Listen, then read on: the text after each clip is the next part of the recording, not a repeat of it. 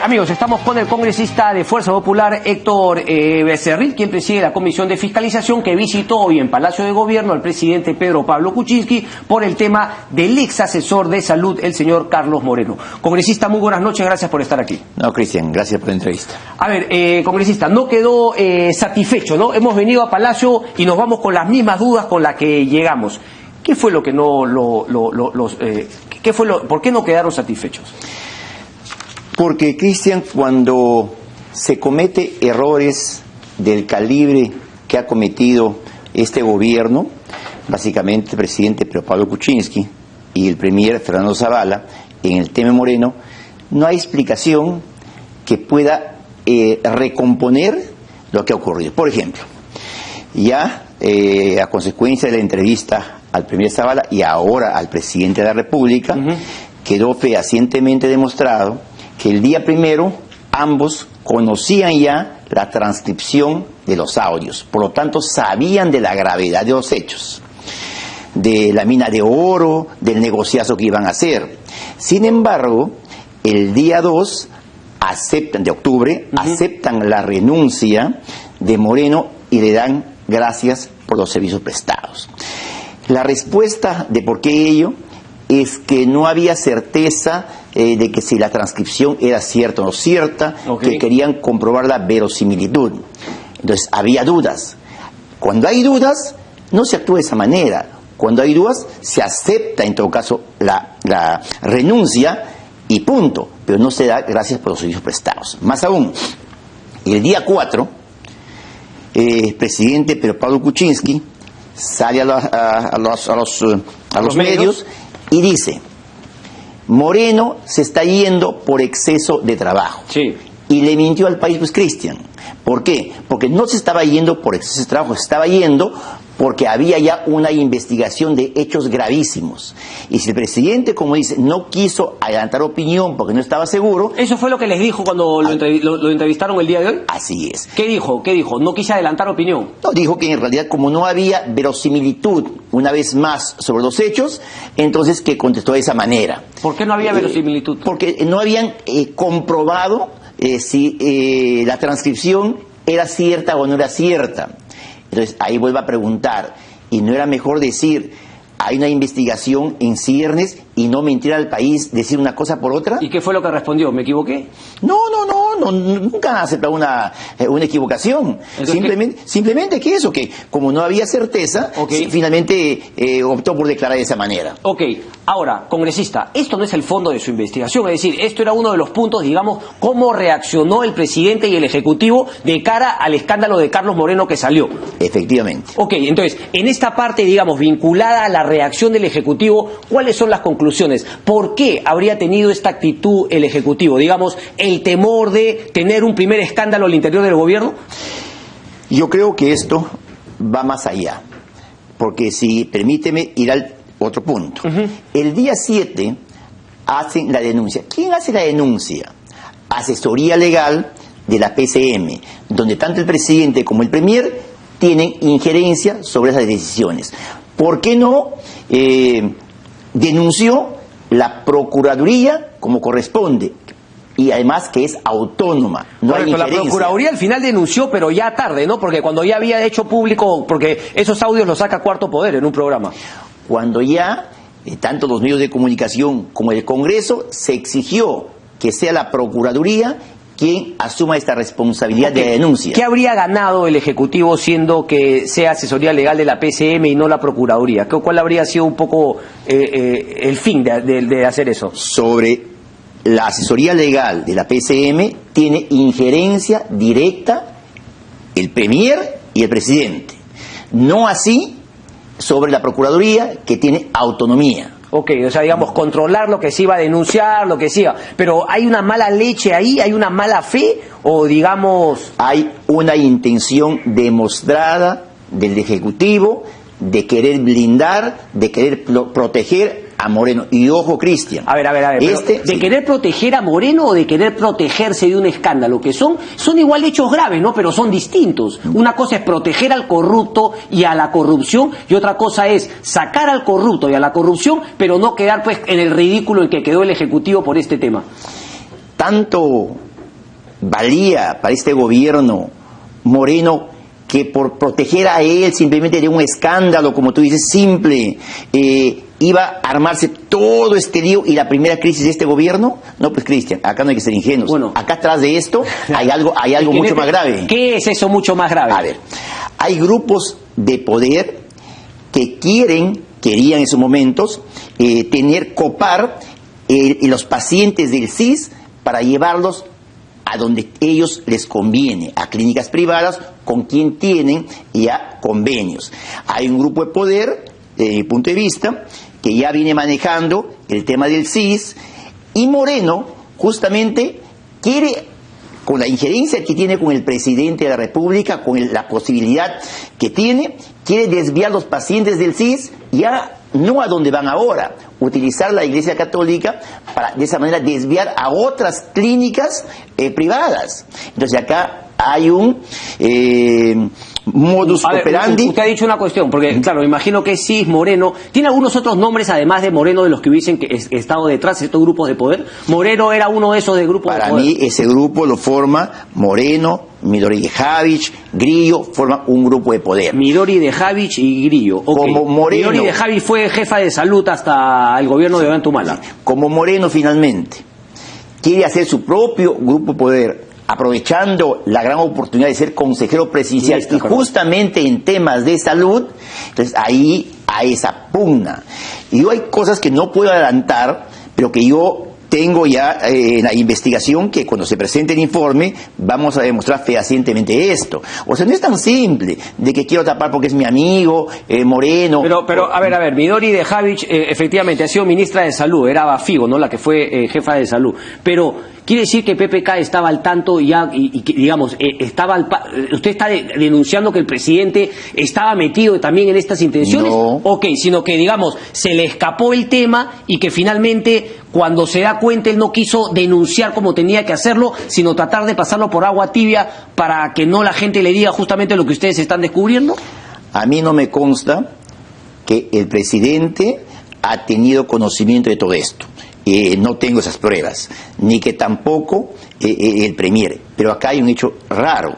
Por ejemplo, nosotros sabemos ya que en la computadora de Ugarte, sí, ahí se hicieron la transcripción de estos audios. Óscar Ugarte, quien también tuvo cargos importantes, ¿no?, en el gobierno ha sido ministro y nada más. Okay. Nosotros luego sabemos que la información llegó al correo de Zavala, del premier, y de Zavala el mismo primero salió hacia el correo de Moreno, y Moreno envió de ahí al correo de Carlos Aguirre, el jefe de financiamiento del CIS.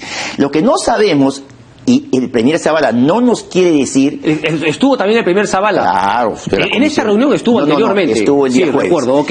No nos quiere decir quién es el que a él le hace llegar y de qué manera la transcripción de los audios. Ok, pero a ver. La transcripción de los audios llegaron junto con los audios como llegaron al canal. Al canal también llegaron de manera anónima. Seguramente. Pero el premier Zavala dice que quien le dio a él la transcripción es una información reservada y que él no la va a decir, porque dijo que ya... Pero lo dijo el chico, ustedes lo han entrevistado al chico que trabajaba en la clínica. Él dijo que él fue justamente quien graba y quien suelta estos audios.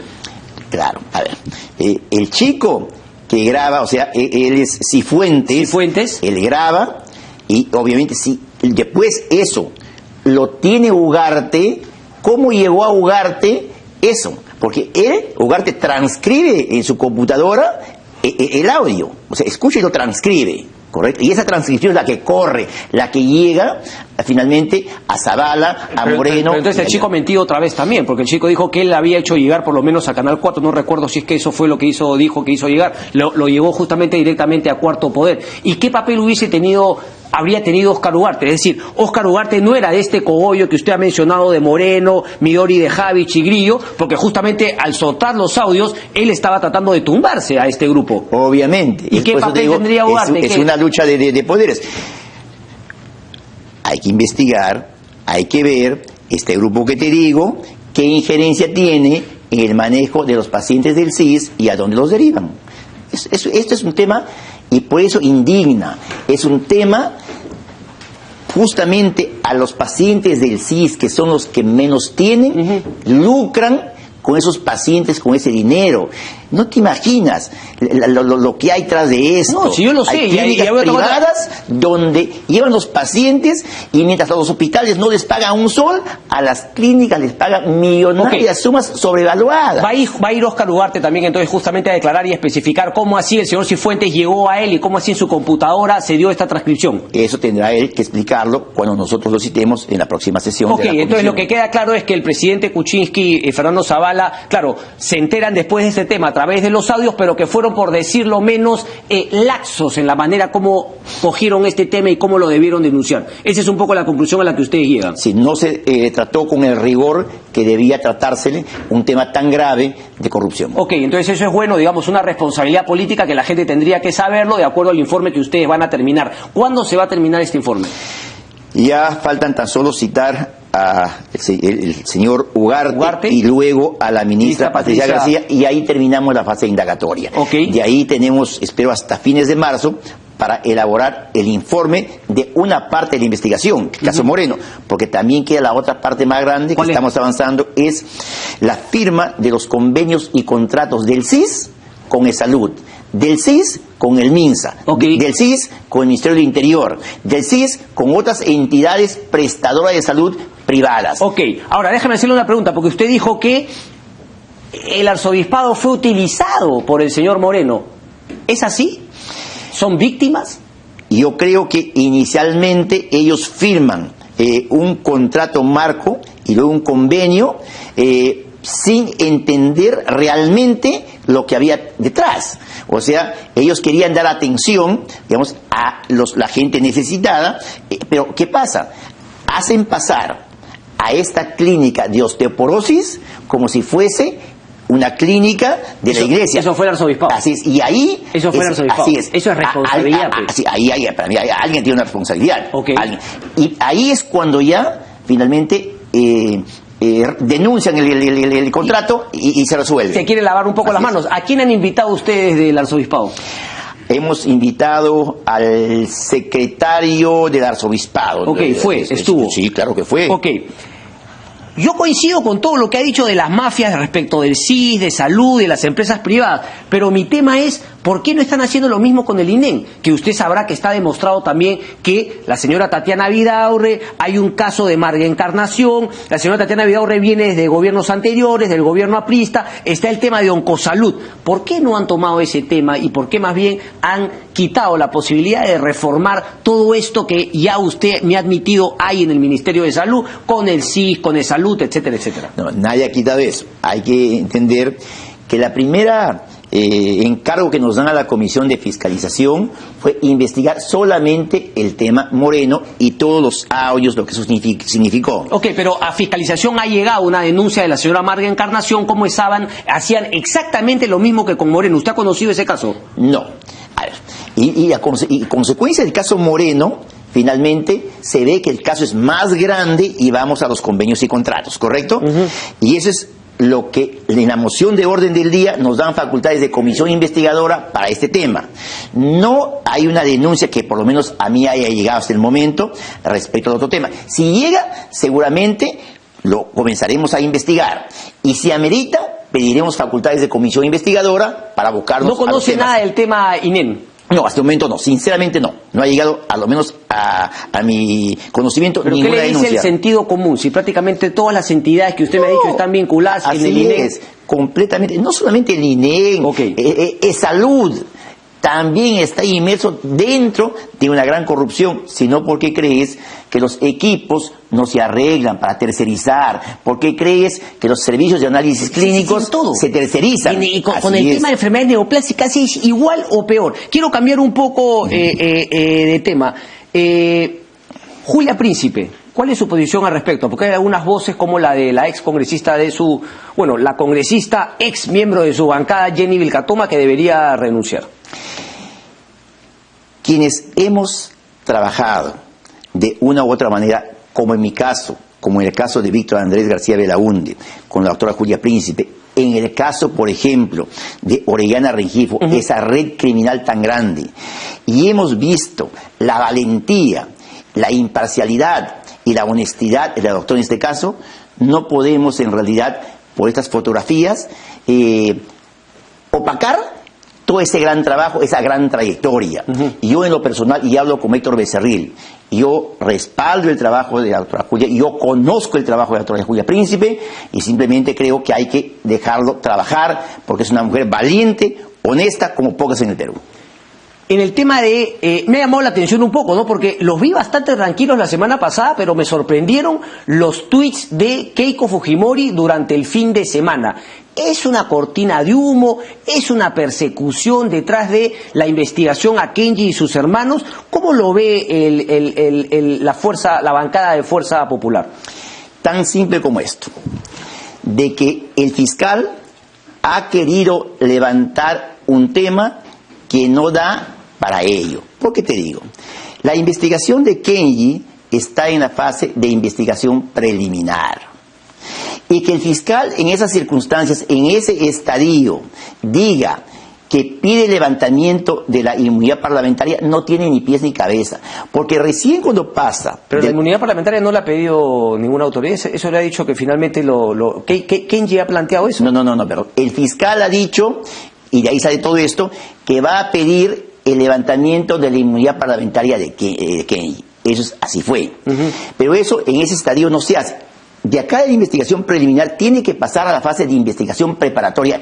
Y si el fiscal tiene, digamos, el convencimiento de que hay indicios de corrupción, entonces recién le pide al juez supremo, a la Sala Suprema, el levantamiento de inmunidad. Y recién la Sala Suprema evaluará, merituará, si finalmente solicita o no al Congreso. Entonces, que lo pida en investigación preliminar, obviamente que es una cortina de humo. Levantar un tema, ¿por qué? Porque finalmente los fujimoristas, en este caso el partido fujimorista, no está inmerso en los casos de la mega corrupción de Odebrecht. Y a muchos les conviene poner a todos en el mismo saco. Pero bajo esa premisa, ¿qué tiene que ver una cosa con otra? O sea, también la Comisión de Fiscalización está haciendo una cortina de humo con el caso Moreno. O sea, todos los temas tienen que ir saliendo y habrá un espacio especial para justamente el caso Odebrecht. Y todos tendrán que seguir, porque bajo esa premisa el tema de la marihuana, el tema de la... hubo otro tema también que sacó el Ejecutivo, todos serán cortinas de humo. A ver, permíteme.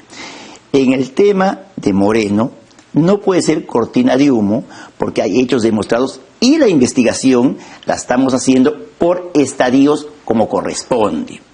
Pero en el caso, como te repito, de Kenji, ni siquiera estamos en fase de investigación preparatoria, en un estadio que ni siquiera pues hay convencimiento todavía que se va a pasar y se va a formalizar denuncia. Pide el fiscal levantamiento de inmunidad. Okay. Pero menos mal, Kenji, porque el que nada teme, el que nada debe, nada teme. Pero se han vuelto apristas ustedes, ya van dos congresistas de Fuerza Popular que me dicen esa frase de Lapra. De mutuo propio, él dice que se levanten mi inmunidad parlamentaria. Y yo te pido, Cristian, un ratito, ¿por qué, por ejemplo, la señora Verónica Mendoza, que está metida en todos estos temas, está bien, entonces, está bien, ¿por qué ella no se hace la prueba grafotécnica? Correcto, ¿qué voy a hacer yo? Más bien, y termino con esta de Alan García, dime. El tema de que ha dicho, esas no son mis ratas, yo no les si les hubiese visto la cola o no, tiene responsabilidad política y no en lo que puede haber ocurrido en su gobierno, más allá de la responsabilidad penal. Que el presidente de la República tiene responsabilidad hasta el momento, por lo menos política, de todo lo que ha pasado en su gobierno, no puede eximirse de ello. Héctor Becerril, muchas gracias. No, a ti, Cristian. Vamos a hacer una pausa y vamos a volver con Pedro Angulo, decano del Colegio de Abogados de Lima. ¿Qué tiene que decir el Colegio de Abogados de Lima también respecto a la corrupción? ¿Qué van a hacer los abogados aquí en nuestro país? Regresamos con eso, no se muevan.